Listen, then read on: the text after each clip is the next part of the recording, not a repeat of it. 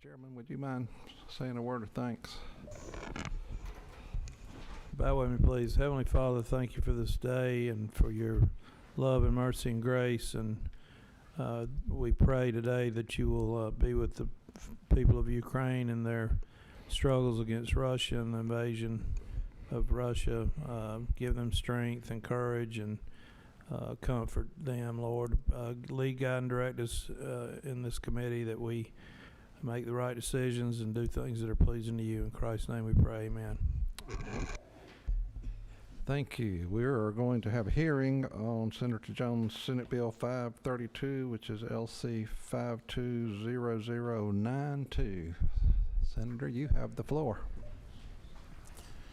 Thank you, Mr. Chairman. Thank you, members of the committee. I bring to you today for this hearing a Senate Bill 532.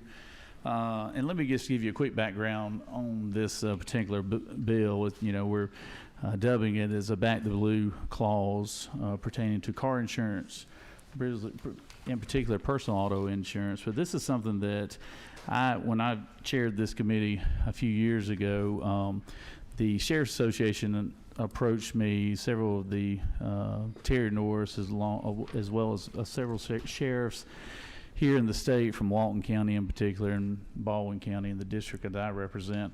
You know, there's no question for some time now that we have had struggles, particularly in our smaller communities, of law enforcement, of basically recruiting and retaining individuals, men and women who want to come into the profession.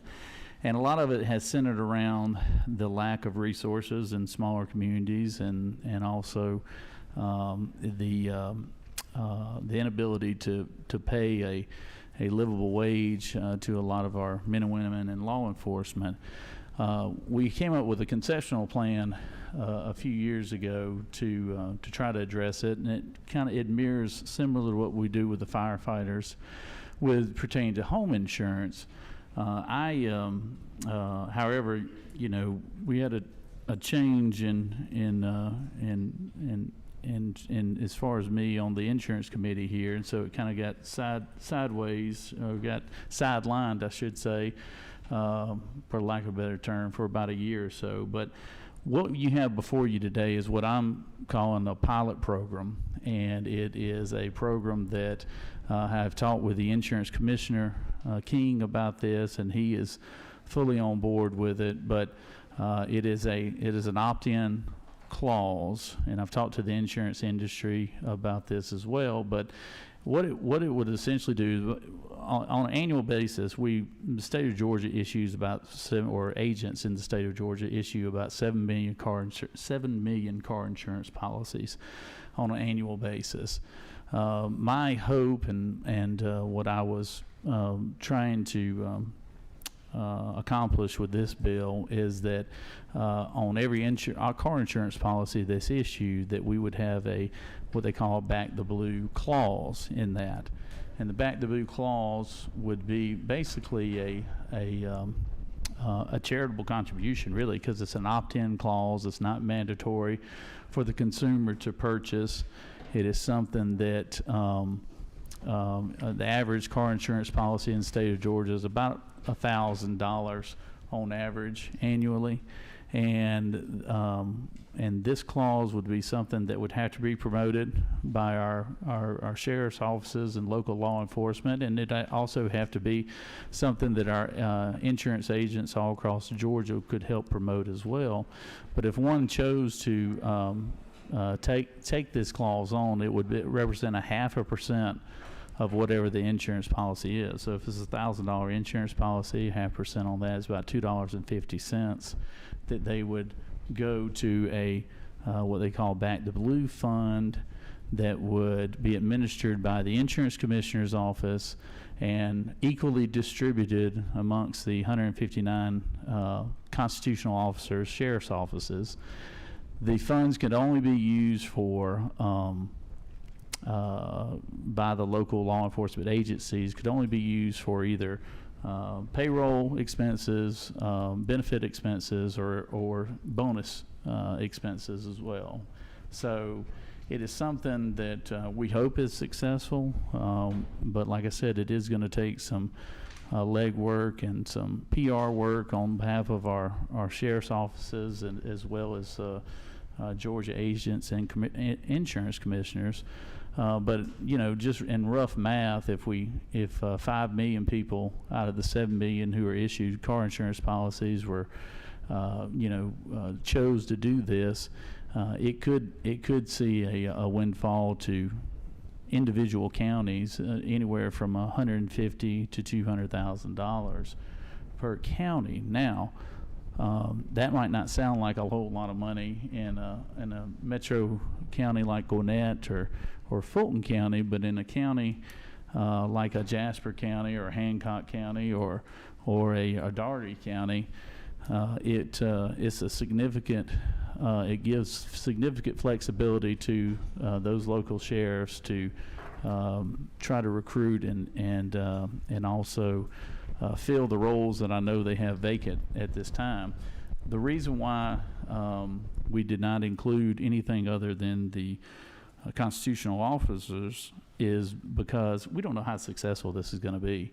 And I would like for it to be successful. However, this is something that is going to be new to us, and there's going to be some administrative work to be done, both from the commissioner's office, because the funds would be issued as a grant from the commissioner's office, basically. And there's going to be some administrative work that has to, and details that have to be ironed out at the company level, insurance company level, as well as at the commissioner's level as too.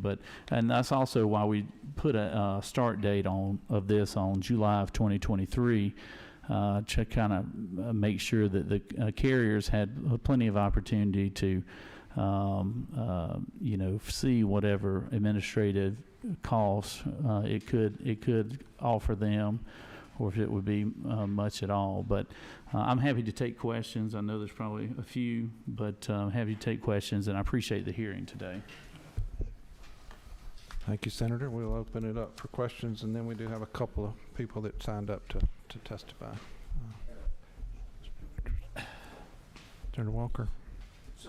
Just a second. I recognize he has his hand up first. Senator Jones, thank you for bringing this, and I really appreciate the intent of it. And just now really kind of bringing my attention to it.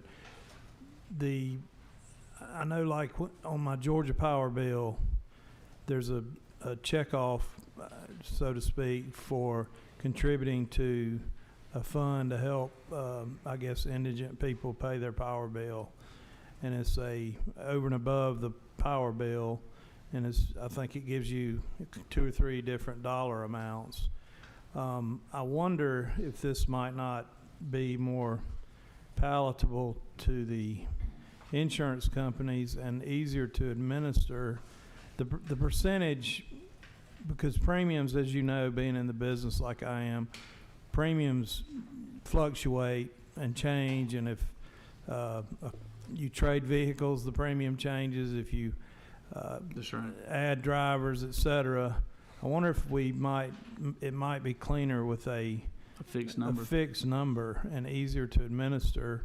And also, I wonder if it might be more palatable if it's a actual, check off, kind of like the Georgia Power bill, where it's a contribution from the policyholder to support law enforcement versus basically the insurance company subsidizing it. I mean, that's kind of just a different approach, kind of gets to the same end. I'm open to suggestions. I'm not married to the language by any means.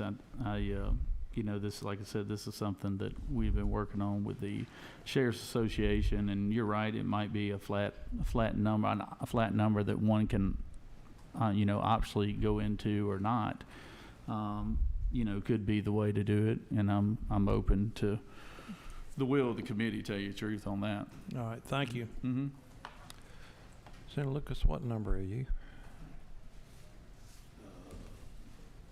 This will be 12. It's gone. How about now? See if it's. Can you hear me? Yes, sir. You're can live. So, on the I was wondering whether or not if you did it, the agency who's doing the policy, could they do it and send the money in to the commissioner? If you set a price on it, think it- 0.5%, would you have a problem with that and rather Yeah. have the I think insurance it'd be, company I think rebate it'd it? be easier to continue to do business as it's already being conducted. You know, right now because a lot of times there's no agent involved. It's, you know, you have direct writers or whatever, as you well know, being in the business. But I think it's easier if whether it's direct pay from the consumer or if it's a premium finance company, they always pay the companies directly, and then it's no different than the companies breaking out, you know, the premium taxes and whatever fees they build in, they distribute it to the various appropriate agencies or whatever. So I think it'd just be easier from an administrative standpoint if you know, while they're sending, say, the payroll, you know, the premium tax, they can also send the designated dollars that have been, you know, put forward on that particular policy. Does that make sense? Yeah. What about how will the commissioner determine who gets the money? Well, it's split evenly amongst 159 counties. So it's just simple division on So the that. subdivision is you divide it and then you cut them that share, That's right. less the administrative cost. That's right. Correct. Senator Kirkpatrick, do you have a I know question? you love it, Lucas. I know it. I know it. You can go ahead and make the motion on it if you want to. So, hey, Senator, thank you. I actually agree with Senator Walker about a flat rate might be a better approach, but my question is, we get all our insurance in a big chunk, homeowners, car, liability, everything, from a company that kind of rolls all of it into one. sure. How would that work with your proposal? It's no different than what you have. You still, even though you roll it into one, you still have options on your deductibles. You still have options on your med pay. You still have decisions to be made on the types of coverages that you want. This would be something, once again, it would have to be something that that is listed as an offering on the particular insurance policy, but it's going to be, it is, like I said, going to be it's going to have to be presented to you as a consumer, and then you would have to say yay or nay on whether or not you want to do it or not. Almost like, it's really no different than the concept when you go to a Target and they ask you if you want to donate to the children's health care or whatever the entity might be. It just makes it available on these insurance policies, and you know, I think it potentially be a good thing for our law enforcement agencies. Just one follow-up, and Sure. you said that it would be divided up evenly by counties, that'd be irrespective of population? That's right. And the real reason for that, I know, is because you know, in a lot of our metro counties, you know, with the pretty, you know, high populations and things of that nature, is, you know, most of our counties here in Georgia are 50,000 or less, and I know those are the counties that I've represented, and I think I've got 9 of these smaller counties that you hear it. There's a shortage of law enforcement across the board, but you really hear it in your smaller communities that really essentially don't have many resources whatsoever. So. Okay, we'll let our folks do testimony. Senator Jones, if you want to give room, Terry Norris is first.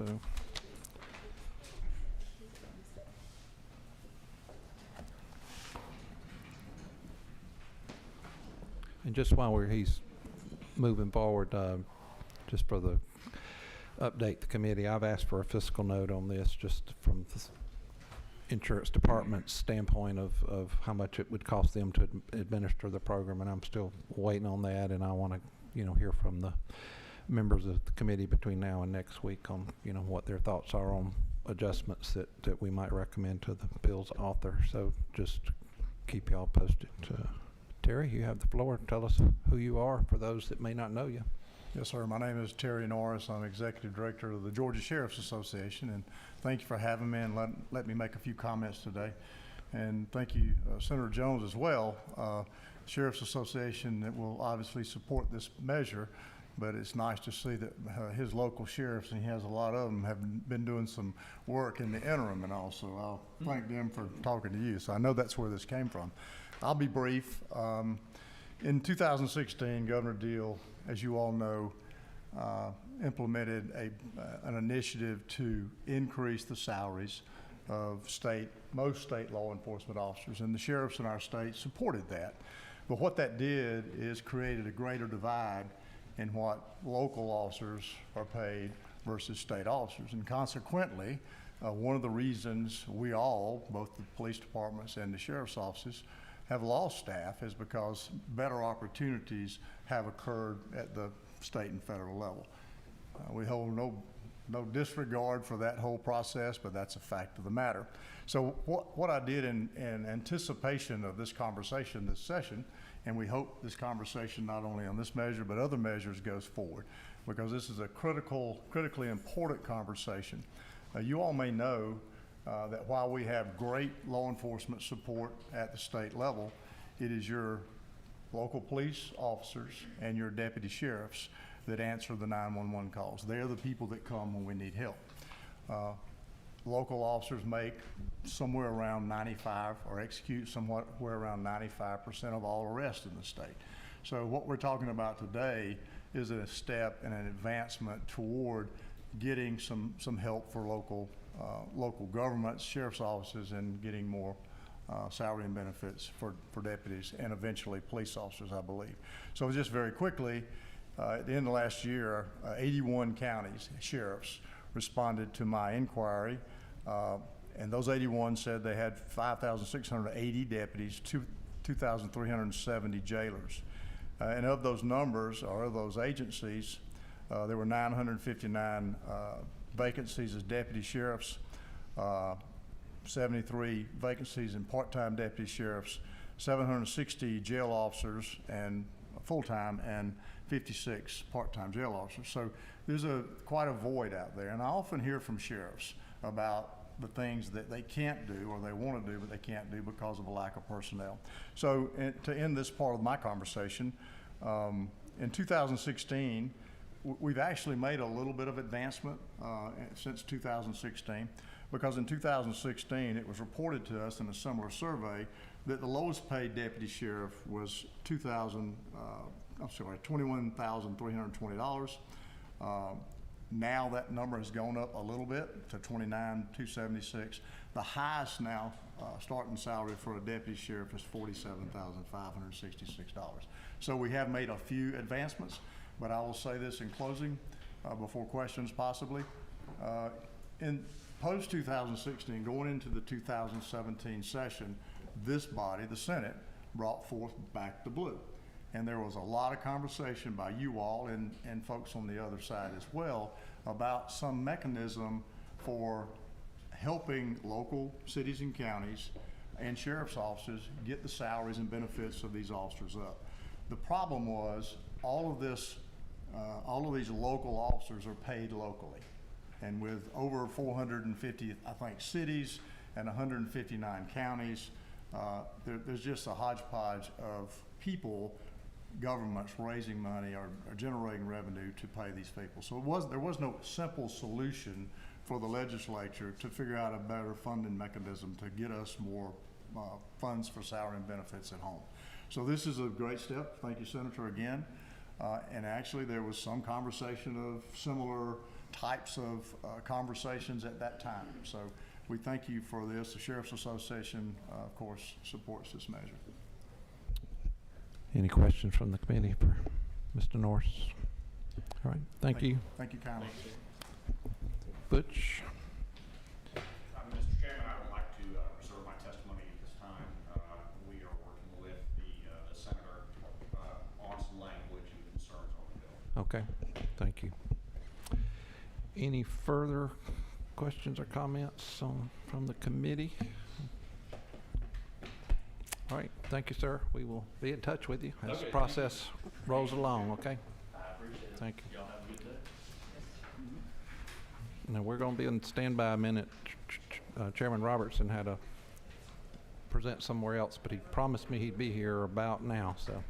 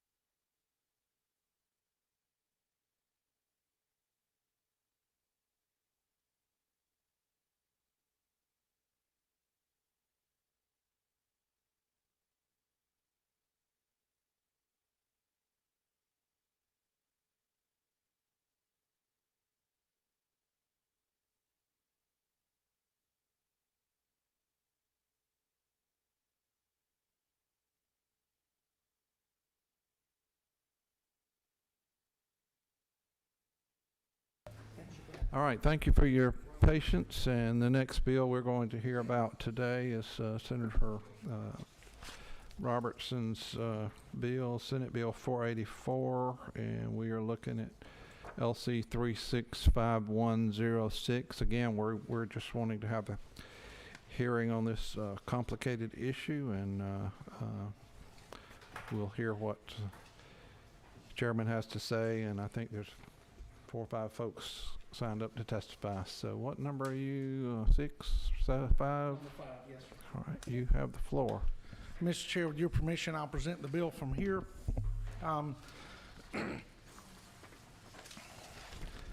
Chairman and committee members, Senate Bill 484, as we've heard too many times in this building, that they're simple bills.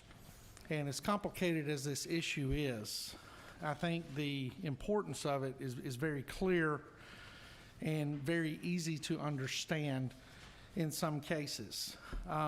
What Senate Bill 484 does is it authorizes workers' compensation for post-traumatic stress disorder resulting from psychologically traumatic events that arise out of the employment as a first responder. And it also modifies the definition of injury or personal injury to include PTSD only for first responders.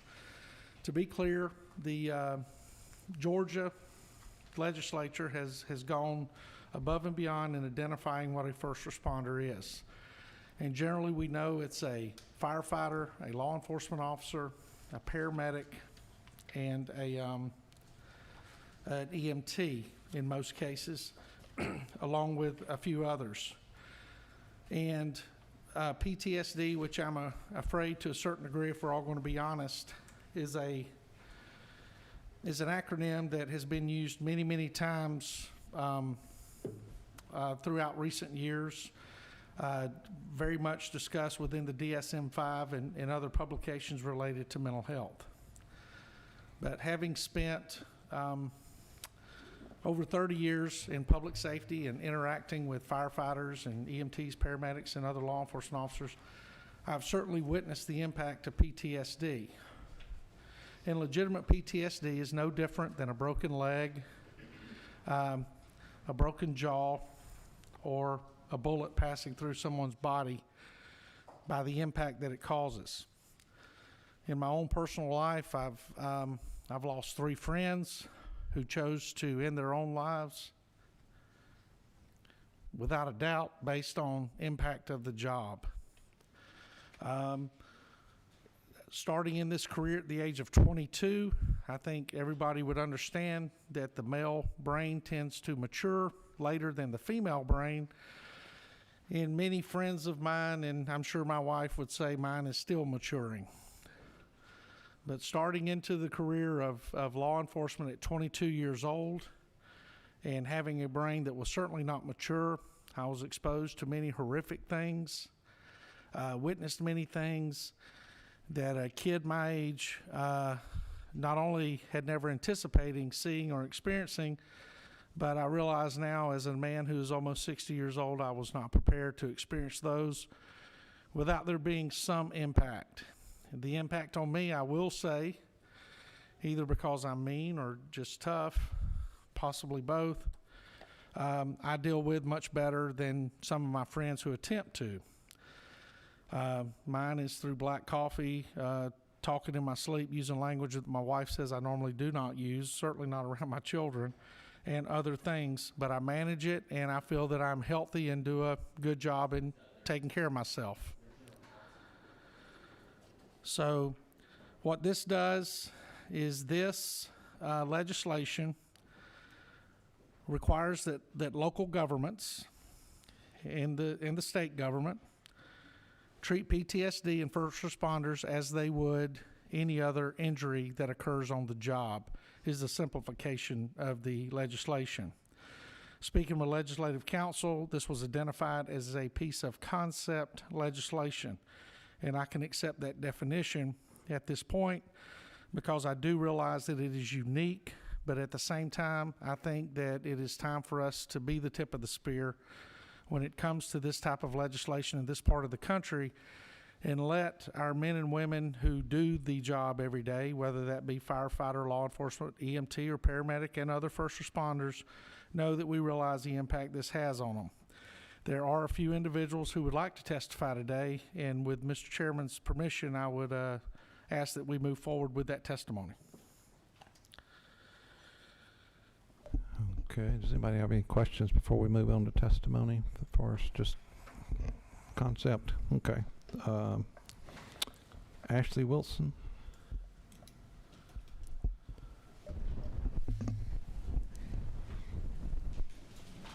Now, is Andrew Wilson, are y'all together or just same last name? We're together, sir. Do you want to present at the same time or separately? It doesn't matter to me. I just want to. He can come up right after me. Okay. We kind of tag team from two different approaches. Go ahead. So, good afternoon. My journey to sit in front of you today has been 3 years in the making. On October 20th, 2018, I held my partner's hand as he took his last breath after being shot 6 times in one of the most horrific and gruesome scenes I've witnessed in my over a decade of policing. In the months and years that follow, I became a shell of a person that I once was. I went from being an Ironman triathlete to someone who struggled to take a shower or brush my teeth.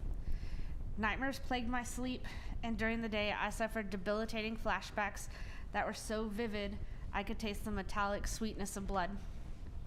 At my darkest hour, I sat with my duty pistol, ready to relieve my family of the burden that I thought I had become.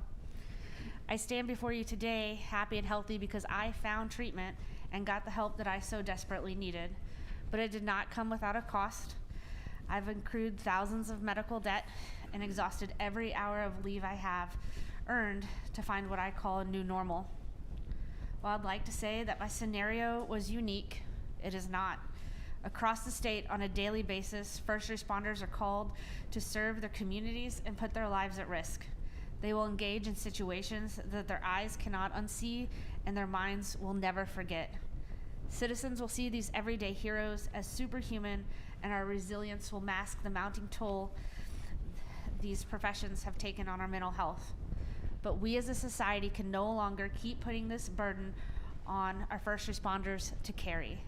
Setting aside that no Georgian should face financial ruin over a health issue, certainly first responders shouldn't have to decide whether to live or have a place to live. This bill will alleviate the financial burden that is often a barrier to first responders receiving care.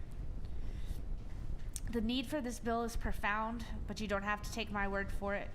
The 2015 American Psychology Association research article states, like physical health care, we believe the evidence is clear that the integration of mental health coverage into the workers' compensation insurance system is not only cost effective for employers and insurers, but will provide relief for workers and hasten their return to work. In the absence of a federal mandate, we believe that these issues should serve as a call for organized legislative efforts to achieve these goals.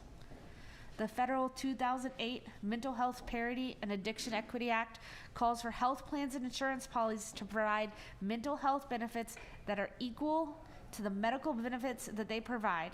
And in a nutshell is what we are asking for with this bill. Treat a mental health injury in the workers' compensation system the same as any physical injury, because mental health is health. Recognizing and addressing the profound effects of trauma on our first responders is one of the most fundamental steps needed to facilitate healthy and safe interactions between them, their families, their peers, and the communities in which they serve. Recent social unrest has demonstrated how dangerous it is to ask first responders to repeatedly expose themselves to traumatic situations without equipping them with the mental health support necessary to sustain that exposure. The average response time that it takes a first responder to arrive at your door after a 911 call is 4 minutes. And we are calling on you, our elected legislators, to respond to our call with the same sense of urgency. Thank you. Thank you for your testimony and your service. Anybody have any questions? I don't see any. Andrew Wilson.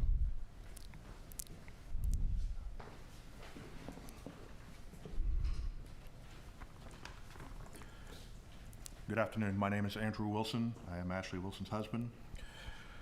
Bottom line up front, this bill will save lives.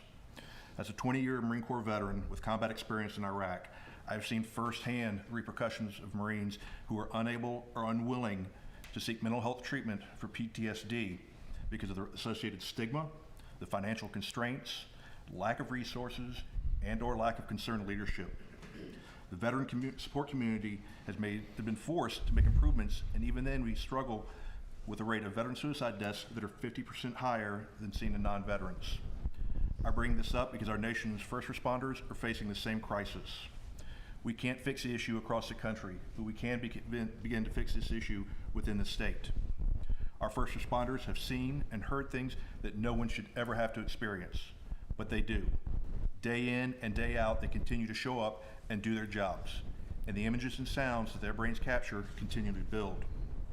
I know this because of the stories my wife has told me that make my experiences in Iraq pale by comparison. When the level of mental trauma became too much, she made the choice to seek out mental health treatment.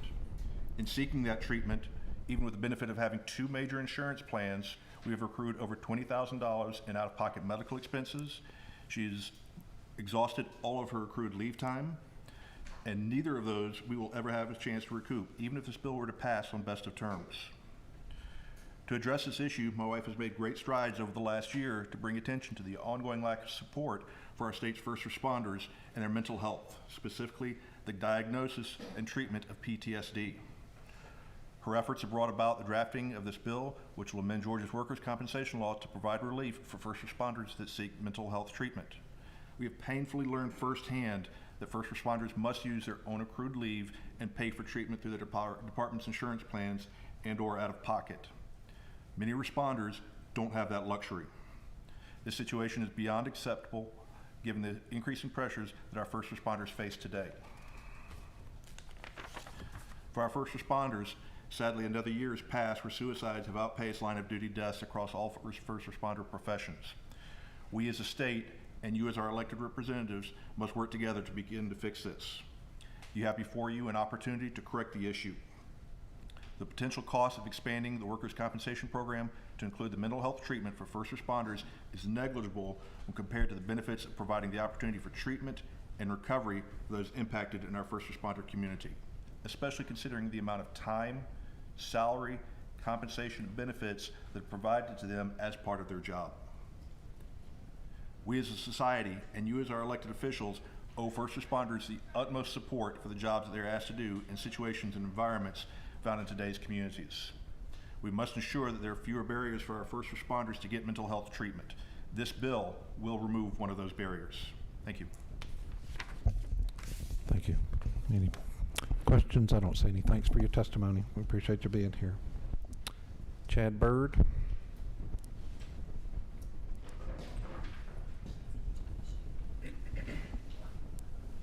Thank you all very much.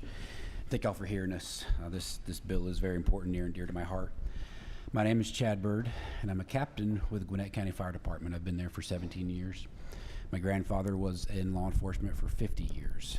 I grew up around public safety, and I have a servant's heart. That's all I've ever wanted to do, was to serve the community in which I grew up. I'm also a paramedic. I've served as a critical care flight paramedic, and I started my career here in Atlanta with Grady EMS. So just like anybody else who's done this job for any length of time, I've seen some pretty gnarly stuff. Stuff that nobody else would ever want to, and that's fine. We pick up that cross and volunteer to do that because that's what we want to do. But it's already been alluded to, I wasn't really prepared for what I was going to see and what I was getting into. Now, that's my life's work in my department, is to make sure our new people are prepared for that, but I wasn't really prepared. Nobody explained to me with any kind of graphic detail the types of things that we would have to run, the types of situations that we would have to mitigate. Bodies burnt to a crisp, children maimed, murdered, things of that nature. And in 2005, we get asked a lot, what's the worst call you've ever seen? And in 2005, I ran the worst call I'd ever seen. I was a rookie firefighter. I'd been a paramedic for a few years, but I was a rookie firefighter, and it was my first shift out of recruit school. I was thrown back on the med unit as the lead paramedic, and we ran a 3-year-old who had been run over by an ice cream truck. This was the most significant trauma I had ever ran. This was also the first severe pediatric trauma that I had ever run. Now, I didn't have kids at the time, but you still grow up generally thinking that kids shouldn't die that way. Kids shouldn't die before their parents. Nonetheless, we ran this call, and it was the most hopeless I'd ever felt in my entire life. Utterly shattered my worldview of how things should work. There was nothing we could do for the kid despite our best efforts. Transported him to CHOA. They died en route in the back of the ambulance. Just utterly helpless. It's hard to describe the feeling.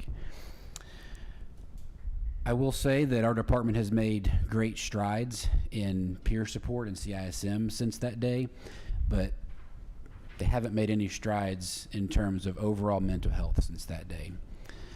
The access wasn't there then. The access to more advanced mental health care is not there these days. I'm also the coordinator of our department's CISM and peer support team. Now, I bring that up, and I think it's relevant for a couple of reasons. One, being in this position, I'm honored to have people speak to me and confide in me about some of the troubles they're dealing with. Some of these are personal issues, but some of these are secondary to critical calls. I hear the stories of these individuals. I hear them, they'll open up to me about reactions they're having, and in many cases, we're able to talk through it, and it's helpful. I'm a very big believer in peer support and CISM. I bring it up for another reason, because peer support and CISM was never designed and never intended to be definitive care for somebody who is suffering or likely to suffer PTSD. It's pertinent because I've heard in the debate over this bill from time to time that we already have peer support in the state. We do. And again, incredibly valuable tool. I support it wholeheartedly. But the best way I can associate and explain to people who aren't familiar with peer support and CISM is relating a peer counselor to a mental health professional like a paramedic to a doctor. I can run a call on an ambulance as a paramedic. I can run a gunshot. I could intervene. I could stop bleeding. I could give fluids. I can do some things that might help mitigate the person's early death or untimely death. But ultimately, that individual needs a trauma surgeon. As a peer counselor, we can intervene in critical incidents. We can mitigate the harmful effects and impacts of some critical incidents. But for somebody who is likely to go down the path of PTSD or substance abuse, they need definitive care. And in that case, it is a mental health professional. I do believe that peer support from time to time can mitigate the impacts and save lives, but it is part of a comprehensive mental health program. It is not a standalone. In fact, this week I've actually been working with one of my coworkers to get him definitive care for suicidal ideation. Now, in my talks with people as part of our peer support team, I hear a lot of reasons why people are hesitant to get help. One is the stigma. They don't want to be casted as a weak person or be taken off the job. There's a lot of fear surrounding that, but the other fear I hear, including this individual that I've been helping this week, is I don't have enough time to take off. I can't afford a mental health professional. So go to EAP, go to your insurance. Okay. What a lot of people fail to recognize is that mental health care providers for public safety personnel, that's a pretty special niche. There aren't many of them out there, and there certainly aren't always mental health providers that are accustomed to the culture of public safety personnel available on your insurance. So it's quite often you have to go outside your insurance to find the help that you need. And sometimes it takes a while. And I know for a fact, I've talked to people that they won't get the help they need because of those factors, time off and or paying out of pocket. It's been mentioned a couple times today by Senator. Workers' comp covers back injuries, blown out knees, and fighting fire is a very physical job, granted, but we have that peace of mind to know if we get hurt on a fire physically that we're covered. But right now we don't have that peace of mind to cover the mental injuries because you can't see them. You can't see a mental injury until it's too late. And we've had 4 members of our department die by suicide in the last 5 or 6 years, and one of them was directly related to PTSD. His family spoke with him countless times about this, and ultimately his fears and hesitations were he didn't have the time. He couldn't afford the long-term care. So I have to echo the sentiments mentioned earlier that mental health is health. I really struggle to wrap my mind around why we treat them so differently. Mental health is health. PTSD is a mental injury. We fight the stigma in our peers for mental health. It's hard for me to find the words to explain to them why they need to get help and why they shouldn't feel like there's a stigma if they can look at policy at the highest level and say, well, it's different up there. Workers' comp doesn't cover mental health, doesn't cover PTSD, it'll cover my back. So how am I supposed to feel comfortable coming forth? I believe this bill will provide light at the end of the tunnel. I believe this bill will provide a greater peace of mind to individuals who otherwise might not seek help. I think this will and should incentivize departments to focus on preventative mental health issues, and I believe with a committed staff, they can. I don't believe that this bill is going to be the money pit that others have said it might be. I don't know, I'm not a financial guy, but I think measures can be put in place, and I think departments need to take a little more ownership of preventing an individual from getting to that point. I think this bill will save lives. I really feel it was. And I wish the bill had been around a little bit longer. In March of 2012, I was 5 pounds of pressure away from dealing with mental health in my own way. I had a Smith & Wesson pistol to my head. Lying in bed, couldn't get out. All of the textbook signs and symptoms of depression. And mind you, this is 7 years after I ran the pediatric call. But I had nowhere to go. I felt like there was nowhere to go. until that one day. And if you've never been in the state of mind of wanting to kill yourself, it's truly hard to explain to people. I have conversations with people all the time who don't know my story, and they'll talk about how suicidal ideation, it's selfish, and how could you do that? I'm like, oh, well, I've been there. I know what it feels like. Much like being on the call with the 3-year-old, it's a very helpless feeling. It's a very hopeless feeling. But I was lucky. I sit before you because something intervened. I don't know. Something pulled the gun away from my head, and I reached out that day and met with my doctor and started getting treatment for it, for anxiety, depression. I take medicine to this day for it, and it helps tremendously. And I try to carry that forward and help everybody I can in my department with their mental health issues and encourage them to seek help as best I can. But it's hard. It's hard with a lot of barriers in the way, including some high-level policy barriers to try to explain to them what their options are. And I don't have a good response for when they say, yeah, but what if I need to go to a treatment facility? I don't know. Your insurance. Well, my insurance doesn't cover it. I don't know. I don't have the time to take off. What do I do? I don't know. I don't know what to tell them. Fortunately, we do have some nonprofits to try to help out, but it barely bridges the gap with as many public safety personnel and first responders we have in the state. So we desperately need something like this, and I'll quit rambling, and I thank you for your time and attention. Thank you for being here. Yes, Senator Merritt. Thank you for Senator Robinson for bringing this bill forward. I support this bill, by the way. Thank you. Because, yes, I believe in mental health parity. It's no different than any physical injury or chronic disease. As a matter of fact, I would say it could be something chronic. But my question is, and you say you're from Gwinnett. Hi, Gwinnett as well. There may be additional costs to our local government. Have you talked to our board at all, Gwinnett County? I have not. Ashley has made contact with them and spoken with our board, but I don't know the extent of those conversations. Okay. Okay. That's just my question. If they've seen the number or I'm not sure. Supportive, I would hope. But everybody has some. Thank you. All right. Thank you for being here. Appreciate your service. Butch, you want another shot? All right.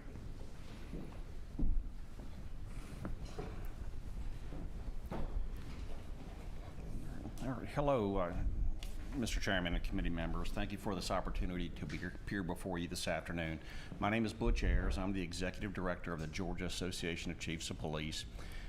Prior to being named the Executive Director in January of 2020, I spent 35 years with the Gwinnett County Police Department, and the last 5 of those years as the Chief of Police. On the day that Antoine Toney was killed, October 20th, 2018, and I was served as the chief when Ashley Wilson watched her partner die. So currently in the state of Georgia, PTSD is not covered under workers' compensation unless the claimant or the employee had PTSD as a result or of a combination with an actual physical injury. So if a police officer trips over a parking curb at the police station and breaks their ankle, they're covered by workers' comp. It covers a certain percentage of their wages, the medicines, et cetera, et cetera. However, if a police officer were to suffer a psychological injury, such as watching your partner murdered before your eyes, then that is not covered under workers' compensation. During my research regarding workers' comp coverage for PTSD, I've discovered that only 9 states generally provide PTSD, cover PTSD psychological only injuries under workers' comp. There are 28 additional states that cover PTSD injuries only in limited circumstances, such as for first responders. And the remaining 13 states, including Georgia, do not cover PTSD psychological only injuries at all. So once an employee suffering from PTSD, once they exhaust their sick time, their vacation time, the additional expenses, and end up going with leave without pay, the employee is left in a very tough position. workers' comp, would cover that type of expenses and would help with that type of expenses. But we as a state and we as a profession have to do something to help employees suffering this very critical issue. That concludes my testimony. I'd be glad to take any questions. Thank you. Appreciate your testimony. I don't see any questions. Okay, Senator Lucas, what number are you, 12? 12. Have you even talked to the insurance commissioner's office at all as to what the cost might be? I mean, workman's comp just doesn't jump up. I mean, people pay into the fund.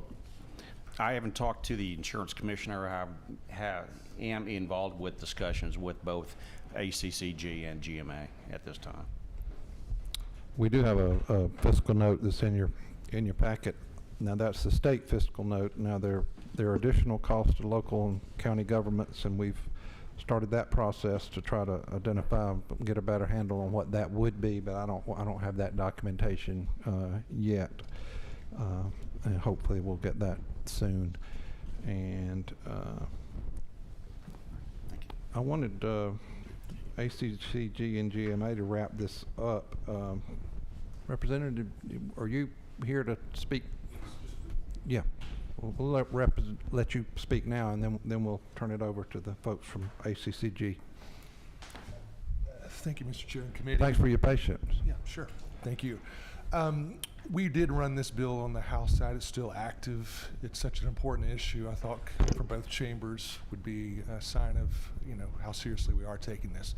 The fiscal note I believe that you're looking at was drawn by the House Budget Committee, and it with 32,650 state employees that are first responders, the impact would be estimated at $3 million. That's a median number. They ran a high, low, median. $3 million. If you follow that same formula with a county the size of Gwinnett, we have 3,000 first responders, so that cost will be $300,000. So it's a nominal cost. Okay. Thank you. All right. Thank you for being here. All right. Dan, is that Nippon? That's correct. Okay. Tell us again who you're representing, and interested to hear what your testimony is. Thank you. Thank you very much, Mr. Chairman and members of the committee. I appreciate the opportunity to be here this afternoon. My name is Dan Niffin. I'm an attorney here in Atlanta. I have had the privilege of representing the Georgia Municipal Association and the Association of County Commissioners, specifically the funds that they administer for workers' compensation benefits for the vast majority of Georgia's cities and counties for a little over 30 years now. So I've been in the workers' compensation system a long time. I know its ins and outs. And I'm here today on behalf of ACCG and GMA really to just say a couple of things. The first thing would simply be to say, as I said in the House meeting on this identical bill, the stories that you've heard here today, I don't think I need to tell you, and certainly can't articulate them any better than you've already heard. They're real. There are definitely first responders who suffer greatly from post-traumatic stress disorder, who do witness significant traumatic events, and they need help. And I won't, again, I would not dare to try to add to what you've heard about that. Certainly GMA and ACCG do not refute that. We're not here to say that that doesn't happen or that first responders don't need help. They are simply one part of and maybe the term spear of the point's a good one, part of a mental health program that I know the legislature in general is dealing with, and that culturally we're probably coming to better grips with. But GMA and ACCG do administer and pay benefits, not just to first responders, but to all city and county employees who get injured on the job. With respect to their funds, I think a couple of numbers I wanted to offer to you are interesting. Just with regard to first responders, for example, the GMA and ACCG, when a first responder files a workers' compensation claim, 96% of those are accepted voluntarily. They're not contested, as any of you, and I don't know how many of you are familiar with the workers' compensation system. It can be very adversarial. And there's a lot of reasons for that that I won't bore you with. But GMA and ACCG certainly look after first responders. They don't look to get in fights with them about their injuries on the job. In terms of actual dollars, GMA's incurred $80 million with regard to first responder on-the-job injuries alone. Not all city and county employees, but just first responders over the last 10 years. ACCG, that number is $145 million. They have more first responders, obviously, than cities do. That's $200 million incurred by these two standalone funds for first responders over the last 10 years. And again, I say all that simply to provide some facts to the statement that we're not here in opposition to first responders. Cities and counties employ first responders along with the state, and we employ all of them. We pay benefits when they get hurt on the job. So the question from our standpoint is not whether first responders suffer from mental illness on the job, particularly post-traumatic stress disorder. They do, and they need some support. That's not our issue with this bill. Our issue is whether the best way to help those first responders is by amending our workers' compensation system in a way that's never been done before, which is to create a presumption of liability for a mental illness without proof. It's basically to say, because of your occupation, if you have a certain condition, we're just going to assume automatically it's work-related. Now, it may in fact be true in any given case, but that is a Pandora's box that we have very deliberately, as most states have, tried to avoid going down in favor of other solutions. Now, as a few of the gentlemen you've heard from here today, Mr. Norris and Mr. Ayers have said, we are in active discussions with first responders about other ways to address this issue beyond workers' compensation, and we're seeing several. Now, these are preliminary discussions and they're ongoing, but as I think was said in the legislative hearing on this bill, the Department of Public Safety's Office of Public Safety Support was established by the legislature not more than a few years ago to address this very issue.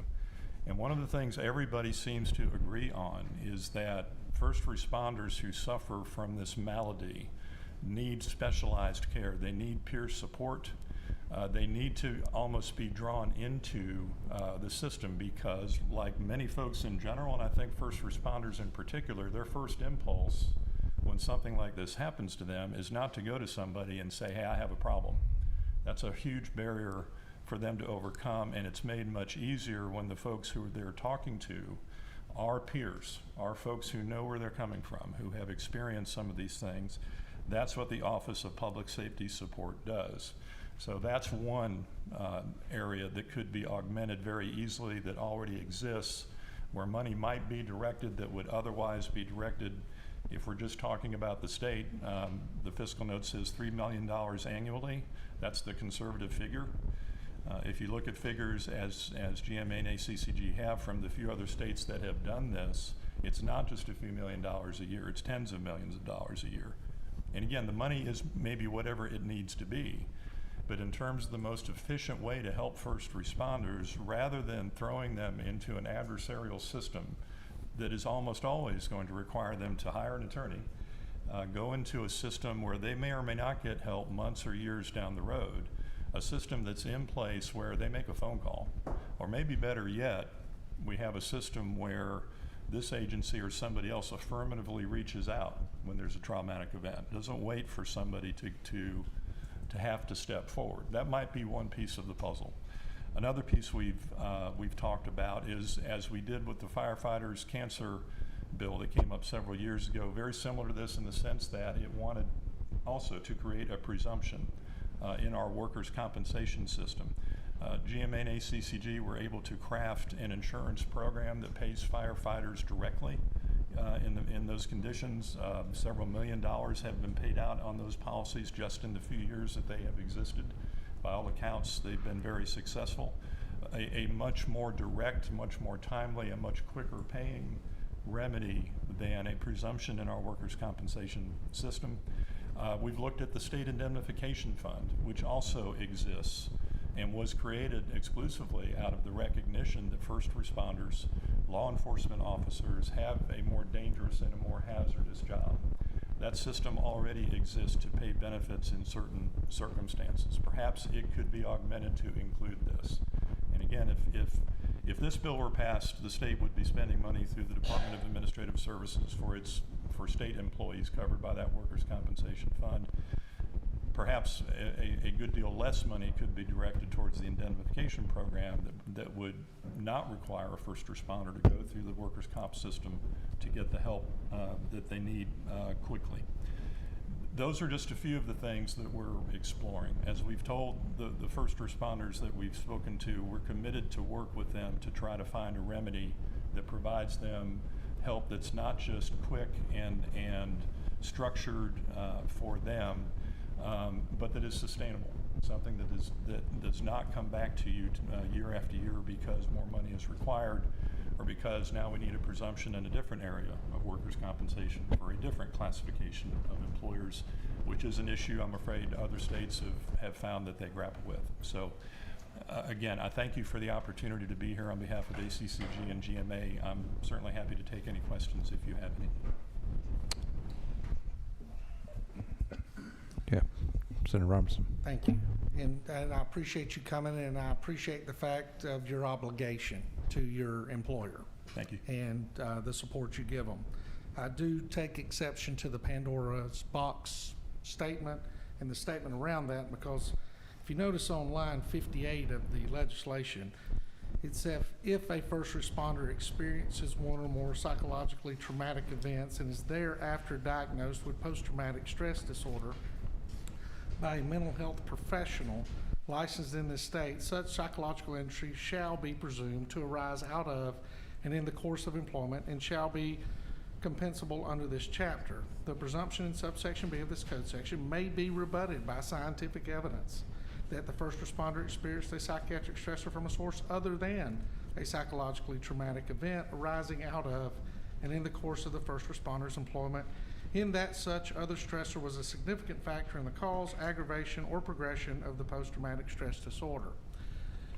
Therefore, I think the tenor of that this is something that people involved in this profession could just line up at the door and everybody make that claim is not what this bill does at all, if you'll let me finish. Sure, of course. And so I think the proverbial Pandora's box is somewhat protected by these certain obstacles and hurdles that come in there. And we have been in conversation with ACCG and GMA and have shown a willingness to look at other options, models, and other things that can accomplish what we're all trying to accomplish. But in no shape, form, or fashion are we trying to create an escalator to a benefit for men and women who go out and do the job to basically mislead their municipalities or their counties by lining up for a benefit that they never ever wanted to receive in the first place. So I do take a little exception with the, like I said, again, with the idea that the Pandora's box would be a bunch of public safety officers lining up for a benefit for something that did not occur. Thank you, Senator. I apologize. I may not have explained what I meant by Pandora's box very well. I do think there's at least two that might come into play, and was not referring at all to the potential for first responders to abuse the process and try to file claims that are not legitimate. What I was referring to is if you create a presumption for first responders in the Workers' Compensation Act for exposure to serious traumatic events that cause post-traumatic stress disorder, you're limiting that to first responders who work for public employers. So that's not something that's spread across the entire state. That's cities, counties, and the state of Georgia. It's one segment of the workers' compensation system that has to bear that cost. How do you next year then respond to hospital employees who come forward who say, okay, I don't work for a public employer, but I'm also exposed to significant traumatic events. Why am I being treated differently than a first responder. And we could stay here a while and go through other examples with other employees. And what I was referring to is that is something that other states have had to wrestle with when they've had these presumptions. Those issues can be taken up one by one and dealt with however is best, I'm sure. I'm simply trying to point out that while this bill could not be more well-intentioned and is certainly addressing a problem that needs to be addressed, those who are responsible for administering the city and county funds, which are not for-profit enterprises, they're not insurance companies, they're simply money from cities and counties that's pulled together to pay out benefits. That money has to be well managed, so it's around to pay benefits. Those who do that look at this bill and see, perhaps contrary to others, that yes, this will be very difficult to sustain, and we shouldn't go down that path in workers' compensation when there are sustainable, much more cost-effective ways to help first responders. So that's what I was referring to. Thank you. If you got your finger up for a reason, Senator Lucas. I think you have a point. I mean, government runs out of money, not water. But Mr. Chapman, I think you and I have not talked about this bill, but possibly talked about some of the problems that we have in dealing with healthcare. I know the speaker has taken a real point position on mental health. And I think that prior to all of the discussion, I think that somehow before the end of the session, I think we will be probably dealing with an opportunity as to do something with the money coming in and how to appropriate that money for these various causes that we're looking at. I do understand the position that GMA and the rest of them are talking about, because everybody put into the workers' comp. And to me, it's a carve-out. I don't care how you look at it, it's a carve-out. And people do have problems, and I think one of the things that we have to look at seriously is how do we deal with those very issues that we've been talking about all session long, and hopefully we will get an answer after qualifying. We'll probably have an answer as to how to deal with some of this. Senator Lucas, I agree with you that there's a lot work to be done on this area of mental health in general, and this one in particular. Chairman Walker. So this has been a good hearing. Thank you, Senator, for bringing this bill. We are working on trying to put some teeth in the mental health parity laws for our group health benefits, which most of, I guess all of these first responders would have that group health available to them. On the workers' comp, I sell a lot of I'm an insurance agent. I sell a lot of workers' comp. I'm involved with a captive insurance company that handles workers' comp. I go to the meetings. I hear from the actuaries. I meet with the reinsurers. I think Georgia has a relatively healthy, competitive workers' comp market, but still, at the end of the day, it's a very inefficient way to get dollars for care to the injured employee or the indemnity and all that. It's just an inefficient process, the way it's set up. And like you said earlier, it's set up sort of purposely, I think, as an adversarial type situation. I wanted to speak to so I think ACCG and GMA have their own self-insured workers' comp programs. Is that not correct? That's correct, sir. Do you have to buy reinsurance for those programs? Yes. Is there a robust, large number of reinsurance companies wanting to give you quotes every year for renewal for your workers' comp programs? No, as being in the market, as you probably know, that can be a tough sell. Would it be fair to say there may only possibly be two or three? That is correct, sir, yes. And if you open up the exposure for the reinsurer on this type of claim, might that make the reinsurer decide they don't even want to offer you a coverage? Yes, sir, and again, full disclosure, I'm a litigator and I've been associated with the funds for a long time, and getting into the reinsurance and the specifics of that's a little beyond what I do, but I can say that as we've looked at all of this, and again, going back to the firefighters bill a few years ago, there have been a number of instances around the country where reinsurers have looking at those types of presumption bills, because the actuaries say you just really can't predict how it's going to be expensive. We just don't know how much. They will refuse to write that part of the coverage. That's not anything any fund who wants to maintain its corpus wants to get into. So that's the extent of my knowledge about it, which is simply to say yes, I know that is a concern for reinsurers. I just don't want us to have any unintended consequences. I certainly support the intent of this bill. I do think if we could continue working together on a different vehicle. My experience with workers' comp is about 35 to 40 cents of every premium dollar goes to overhead. Yep. So only about 60 cents is actually being spent on the care of the injured employee or the indemnification of the lost time, et cetera. Yes, sir. So again, it's not a real efficient way to provide what we're wanting to get at here, I think. Thank you, Chairman. I want to just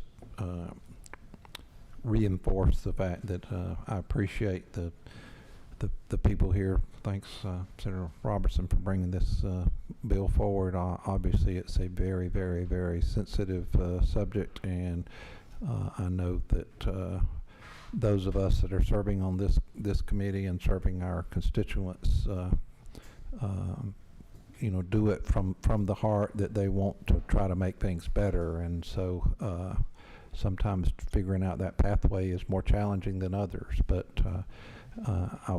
what I would ask is, and I'm not suggesting that it wouldn't be this way, is again that the parties work closely together and keep me as chairman informed. And I'm all about fixing problems and finding solutions that are workable, but I'm also hold people accountable if I don't feel like they're negotiating in good faith. So just know that this is something that I think is a serious issue that needs to be dealt with, and it needs to be done sooner rather than later. So I appreciate the work you've done so far, and I know the folks at the House are looking at this from the same angle of trying to take care of our folks that are putting their lives at risk every day to keep us safe. So thank you very much, and appreciate y'all being here and your attention. Thank you very much, Mr. We're President. adjourned. Thank you.